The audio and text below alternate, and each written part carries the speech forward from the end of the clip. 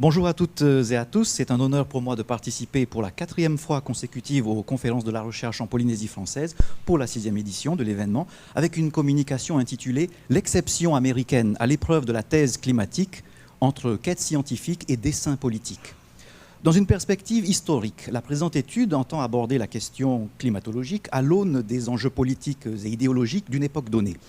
Au travers des notions de climat, de vulnérabilité, voire d'insularité, l'analyse tentera d'illustrer dans le contexte de l'émergence du discours national de la jeune République nord-américaine le rôle de la thèse climatique dans la dynamique de recherche de Thomas Jefferson, troisième chef de l'exécutif et premier président républicain de la nouvelle nation, dont l'élection en 1800 est communément assimilée à une seconde révolution américaine.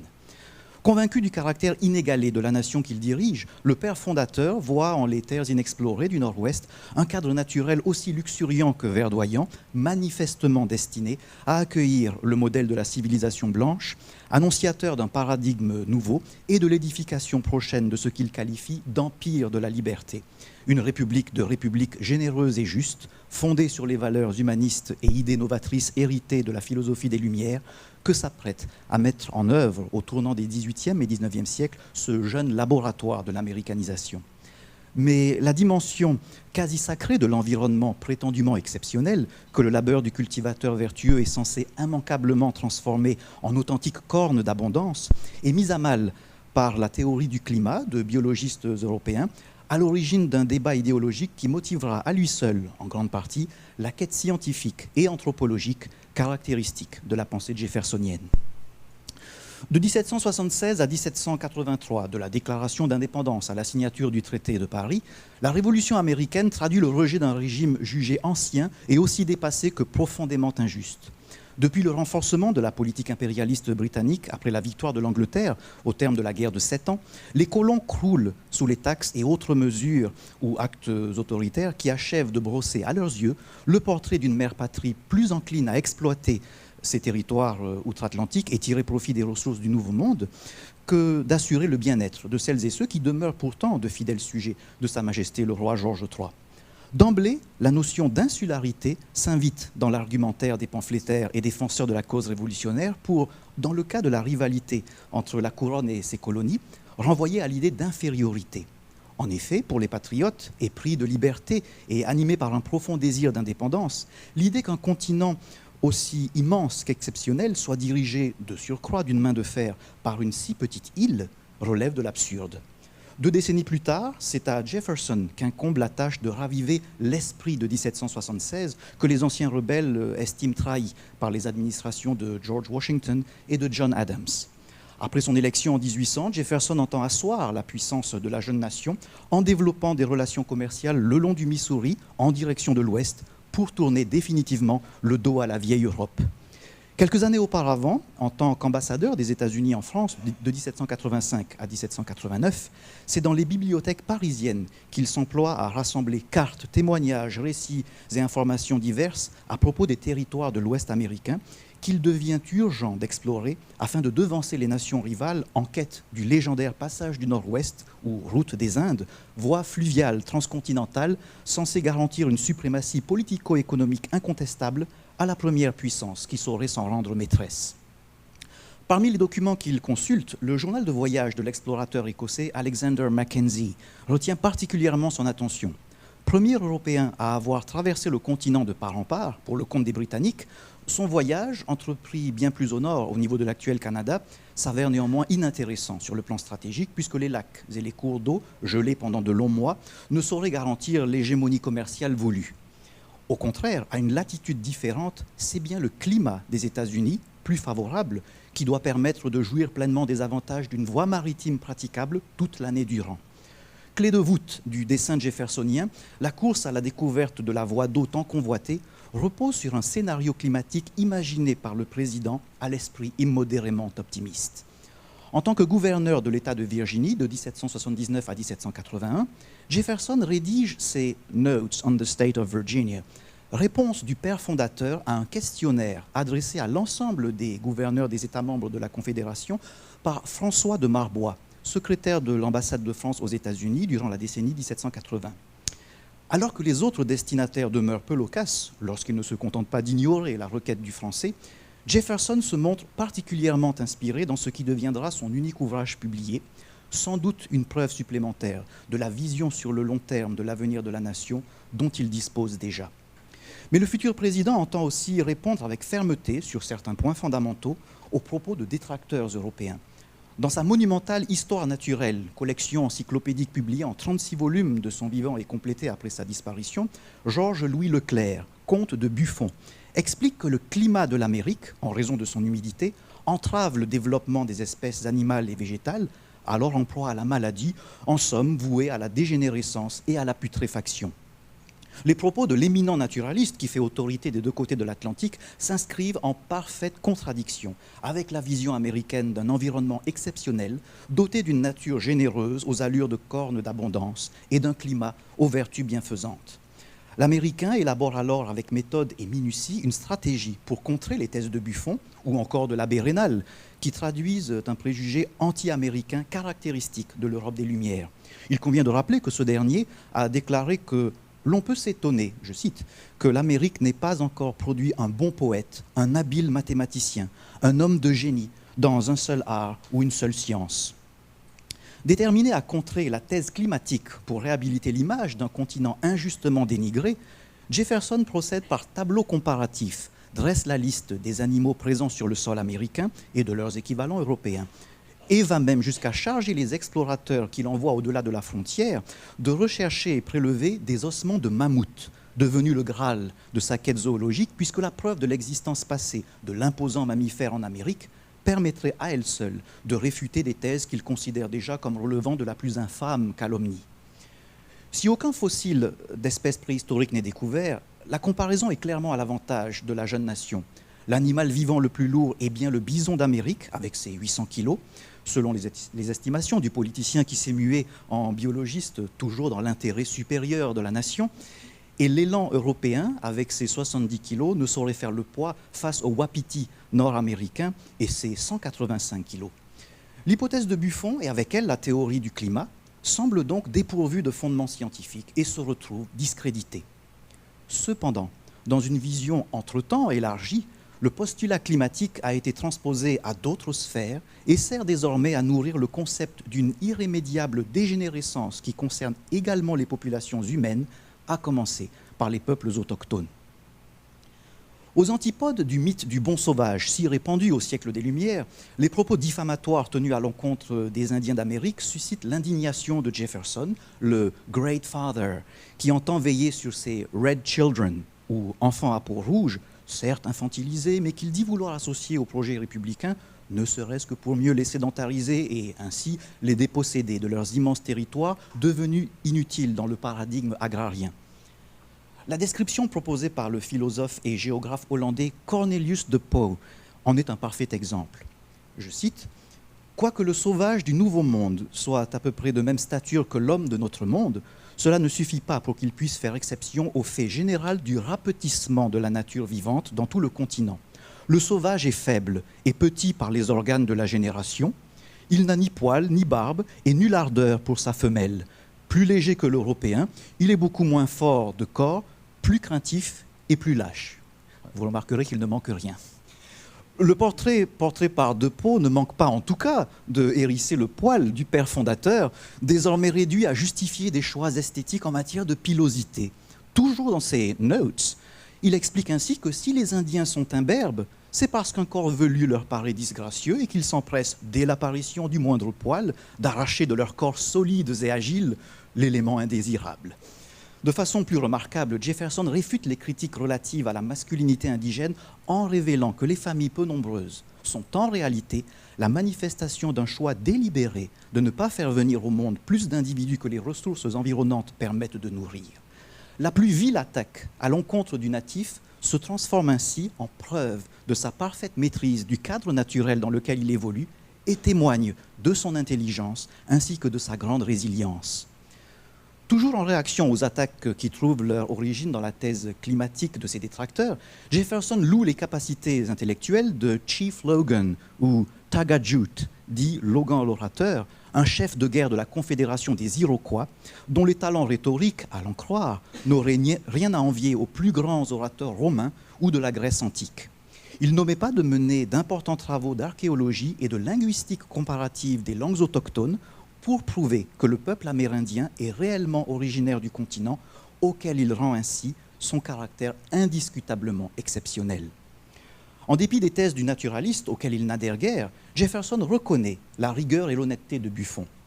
Il ne peut pas en être dit autant des disciples de ce dernier qui se contentent, selon l'Américain, de ressasser les arguments du maître sans réflexion critique, jusqu'à transposer allègrement la théorie du climat aux immigrants européens, après avoir servi à peindre un tableau peu laudatif des espèces animales et végétales, puis des habitations millénaires des lieux. Le taux d'humidité prétendument trop élevé outre-Atlantique est désormais censé causer l'inéluctable déclin des Blancs, partis en quête d'un avenir meilleur, sur un territoire condamné à n'être jamais rien de plus qu'un sous-continent. La remarque de l'abbé Raynal, étonné qu'une nation qui se prétend si exceptionnelle n'ait pas encore su produire un homme de talent, vaut notamment pour son art architectural, domaine dans lequel aucune figure ni aucune création ne saurait susciter l'admiration, d'autant que les édifices, majoritairement en bois, sont eux aussi hautement menacés par le climat humide d'Amérique du Nord. S'il s'évertue à recommander l'utilisation de la brique, celle-ci, victime d'un préjugé tenace qui lui attribue le défaut d'emmagasiner l'humidité, tarde à s'imposer dans un domaine où la dimension esthétique n'a jamais constitué une priorité. Tout en reconnaissant l'importance du caractère fonctionnel de cet art utile, il n'hésite pas à porter un jugement sans appel sur ce vide sidéral et sur ses concitoyens, dépourvus selon lui du moindre goût sur le plan artistique. Fasciné par les joyaux de l'architecture européenne, qu'il contemple avec la plus vive émotion durant ses années en France, mais qu'il a déjà pu admirer dans les nombreux ouvrages de sa collection personnelle, qui constituera d'ailleurs le fond de la Bibliothèque du Congrès, il est à l'origine, avec l'architecte français Charles-Louis Clérisseau, de l'érection du Capitole de Richmond, qui doit reproduire, à sa demande expresse, la maison carrée de Nîmes. Bien conscient de l'insigne pauvreté du continent en matière de réalisations architecturales, le bâtisseur de l'Empire de la Liberté doit à nouveau répondre aux détracteurs, dont les critiques d'ordre climatologique ne renvoient guère d'autre image que celle d'un empire de la putrescibilité. Au siècle précédent, l'utopie théocratique des pères pèlerins de l'Amérique puritaine reposait, entre autres caractéristiques, sur l'idée d'une renaissance censée s'opérer sur les terres du Nouveau Monde. Pour Hector St. John de Crèvecoeur, dans ses Lettres d'un cultivateur américain, les hommes venus d'Europe, où ils étaient voués à une vie de misère, sont comparés à des plantes souffrantes qui renaissent spontanément une fois la transplantation en Amérique effectuée. À la pulsion de vie reflétée dans ces deux conceptions, pourtant relatives à des époques différentes de l'histoire américaine, la thèse climatique de Buffon substitue une pulsion de mort caractérisée par la moisissure et la décomposition du vivant. Pour sa part, après avoir été l'étudiant du docteur Benjamin Rush, l'un des médecins les plus réputés de la jeune République, Daniel Drake élabore des travaux qui vaudront à son nom de demeurer associé à une autre révolution américaine, celle de la profession médicale au XIXe siècle. En 1815, il publie un ouvrage dans lequel il résume ses observations par rapport au climat du Cincinnati, dans l'Ohio, de 1789 à 1813, et cherche à explorer le lien entre santé et contexte climatique. Cette approche nouvelle et holistique de la médecine gagne en popularité et devient connue sous l'appellation de climatologie médicale. À partir des années 1850, elle se traduit par un intérêt grandissant pour certains territoires de l'Ouest, comme le Colorado, le Nouveau-Mexique, l'Arizona ou la Californie du Sud, en raison des vertus bienfaisantes liées à leur climat caractérisé par une faible pluviométrie. Selon les époques, le climat américain aura donc constitué l'objet de querelles idéologiques pour finalement se muer en atout majeur du continent sur le plan sanitaire, au point de provoquer des vagues migratoires jusqu'à la région aride, prisée pour sa sécheresse. Des attaques idéologiques de Buffon aux recommandations médicales de Drake, le retournement de situation est total dans cette réécriture du rapport au climat du Nouveau Monde aux allures de palimpseste. Ainsi, sous une forme ou une autre, la notion de climat est omniprésente dans l'Amérique jeffersonienne.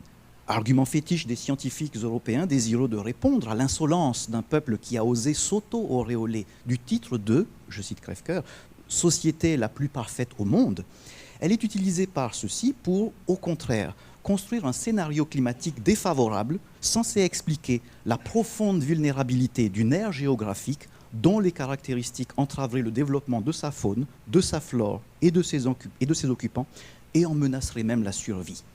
Au temps de la Jeune République, le débat scientifique autour de la question climatique aura motivé à lui seul, sur ces aspects, la quête scientifique de Jefferson, fervent artisan de la démocratie américaine, qui aura aussi permis à un changement de climat d'un autre type de s'opérer, de la chaleur oppressante du joug de la tyrannie à la douceur de vivre au sein d'une république généreuse et juste, reflet de la perfection primordiale d'une nature sauvage ancestrale immaculée aux allures de Nouvelle-Arcadie, à l'image de l'exception d'un continent sur lequel est destiné à s'étendre un peuple tout aussi exceptionnel, au sein du paradigme de l'empire de la liberté pensé par le père fondateur sur le mode agrarien, en réponse à la thèse climatique de ses détracteurs européens.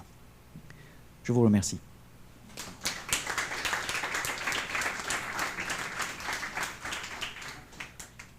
Si, bonjour. Je crois que dans tes recherches, tu t'es intéressé à la question indienne, justement. Et là, tu évoques un passage où ils font le constat finalement qu'il y a une régulation des naissances naturelles en fonction des ressources naturelles, donc une espèce de rahoui un peu. Donc, est-ce que tu as fait ce rapprochement avec la culture polynésienne, justement ? Alors, les rapprochements entre civilisation américaine et polynésienne sont nombreux. J'ai parlé aussi des talents oratoires de Chief Logan, qui ne sont pas sans rappeler ceux des maîtres du orero, l'art déclamatoire des peuples de Polynésie. Et il est vrai que pour cette notion de rahoui, il y a des parallèles évidents. En tout cas, dans la pensée jeffersonienne, il faut savoir que ces travaux étaient en cours d'élaboration. Il y avait un enjeu très spécifique, celui d'une jeune nation qui venait de se poser en s'opposant, qui était redevenue une tabula rasa. Il fallait proposer un système gouvernemental qui justifierait le rejet de l'ancien régime, de la couronne britannique et du mode tyrannique de gouvernement. Donc pour Jefferson, l'idée, le point de départ, c'est le caractère inacceptable de ce type de déclaration qui sape en fait dans ses fondations le projet républicain et le projet donc jeffersonien nécessairement. L'enjeu pour lui est de répondre, mais comme je l'ai évoqué tantôt, les recherches étaient relevées du processus en cours. Il ne pouvait pas nécessairement s'appuyer sur un tas de connaissances en ce qui concerne les peuples autochtones. Et c'est pourquoi j'ai évoqué certains explorateurs qu'il envoie au-delà de la frontière pour d'autres raisons, notamment l'ouverture de celle-ci, la maîtrise du Missouri, du passage du Nord-Ouest. Et il charge... la mission à visée économique se double en fait d'une quête anthropologique qu'il qualifie d'ailleurs dans un message qu'il adresse de façon confidentielle au Congrès de « literary pursuit ». Alors il est intéressant de voir avec le glissement sémantique des concepts que ce qu'il qualifie de littéraire à l'époque ne se traduit pas du tout de cette manière. Il s'agit véritablement de la notion de quête scientifique, par opposition en fait à la visée économique. Il s'interdira d'ailleurs de parler de cet aspect aux autorités espagnoles, je pense au marquis de Casa Irujo, à qui il présente cette quête comme un projet purement scientifique, puisque, à défaut de pouvoir cacher l'expédition, il peut en dissimuler le véritable objectif. Et il charge donc des explorateurs comme Lewis et Clark, comme Zebulon Pike, comme André Michaud, le botaniste français, dont le projet avorte, John Ledyard.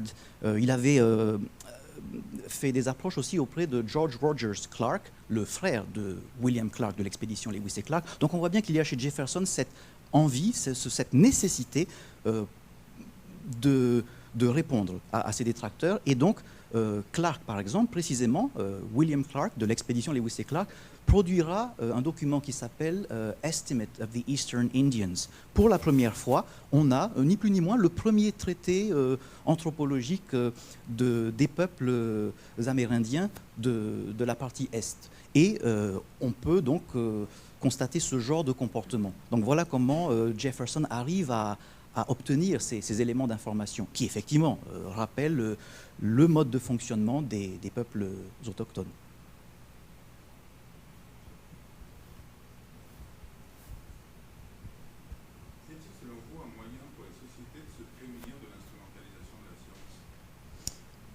C'est-à-dire de quel point de vue vous situez-vous des peuples Dès que des gens sortent la science contexte, ça devient un outil en fait à fin politique. Oui, alors c'est un petit C'est un moyen de s'en prévenir en termes de population, parce que finalement on a l'impression qu'il faudra un temps infini pour réussir à arriver à une conclusion rationnelle si on continue de passionner un débat. Exactement, et en parlant de conclusion, on ne sait pas, avec des gens comme Jefferson, si on ne parle pas de la conclusion pour arriver aux prémices, puisqu'il part du préjugé, et c'est ce qui rend le personnage de Jefferson, tous les spécialistes s'accordent à dire que c'est ce qui rend ce personnage hautement intéressant à étudier, ce sont ses paradoxes. Par exemple, je rappelle que le bâtisseur de l'Empire de la Liberté est propriétaire d'esclaves.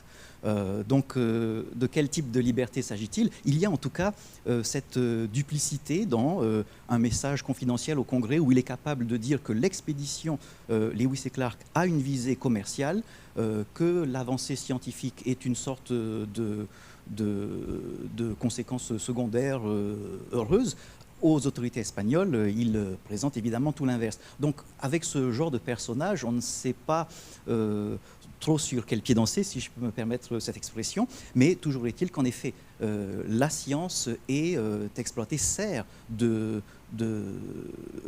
l'argumentaire qui est celui de l'individu qui énonce les propos qu'il a énoncés selon une situation donnée. Il faut bien comprendre que Jefferson, et c'est assez intéressant aussi, dans son cas, se retrouve prisonnier de son propre discours. Voilà comment il est quelque part, après s'être présenté comme un président humaniste, ce fameux Great Father qui veut assurer la protection de ses enfants autochtones, il ne peut pas décider de les balayer, de les rayer de la carte, comme le fera malheureusement, enfin, c'est pas à moi de juger, Andrew Jackson, en s'appuyant, en retournant finalement l'argumentaire jeffersonien, en montrant que leur chance leur a été donnée, ils n'ont pas su s'intégrer au modèle républicain, et donc il n'y a plus de temps à perdre. La destinée manifeste, ce qui sera ensuite qualifié de destinée manifeste, doit se poursuivre. Donc il est assez intéressant de voir effectivement comment la science est détournée. Je suis bien incapable de répondre à votre question par rapport au fait d'éviter que ce genre de phénomènes se produisent. Par contre, je ne peux qu'observer ces espèces de schémas finalement sous-jacents, ces structures dans une approche qui, de par ma formation, est très inspirée du structuralisme d'un Claude Lévi-Strauss de toute façon. Je peux constater ces schémas. Par contre, voilà, répondre de façon concrète, je pense que la meilleure façon, c'est de laisser cela au débat. Si je puis me permettre, vous l'avez déjà fait en fait. Raconter ce genre de choses permet justement de prendre conscience de la manière dont on peut instrumentaliser un discours scientifique, surtout en le remettant dans un autre contexte pour une autre. Oui, la prise de conscience est toujours de toute façon le premier pas vers les lumières, vers la lumière, pour faire écho à ce personnage Jefferson, donc qui se qualifiait d'esprit des Lumières. Merci beaucoup.